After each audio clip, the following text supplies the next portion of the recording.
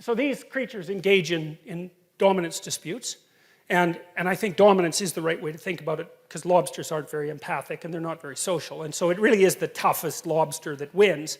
You know, and what's so cool about the lobster is that when a lobster wins, he flexes and gets bigger. So he looks bigger because he's a winner. It's like he's advertising that. And the neurochemical system that makes him flex is serotonergic.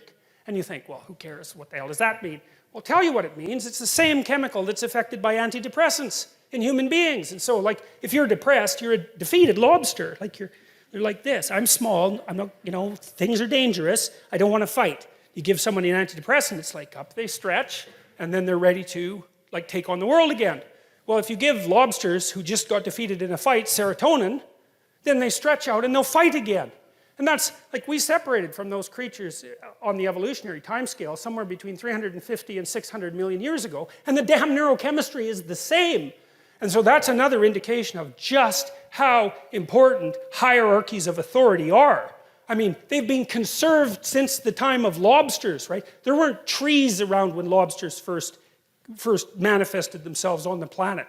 And so what that means is these hierarchies that I've been talking about, those things are older than trees. And so one of the truisms for what constitutes real from a Darwinian perspective is that which has been around the longest period of time, right? Because it's had the longest period of time to exert selection pressure.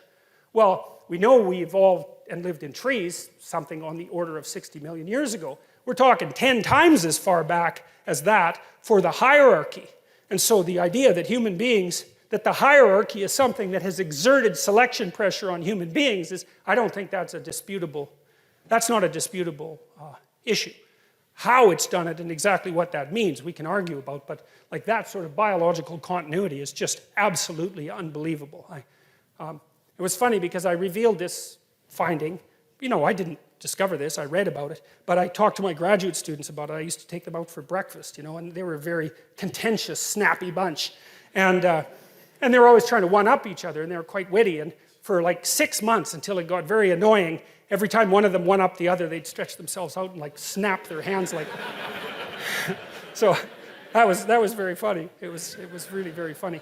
So you see this in lobsters, and so that's pretty amazing.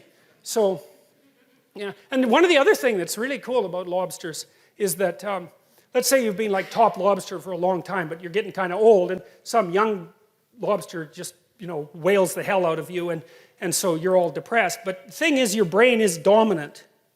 But you don't have much of a brain because you're a lobster. And so now what are you going to do? Because you just lost. And the answer is, well, your brain will dissolve. And then you'll grow a subordinate brain.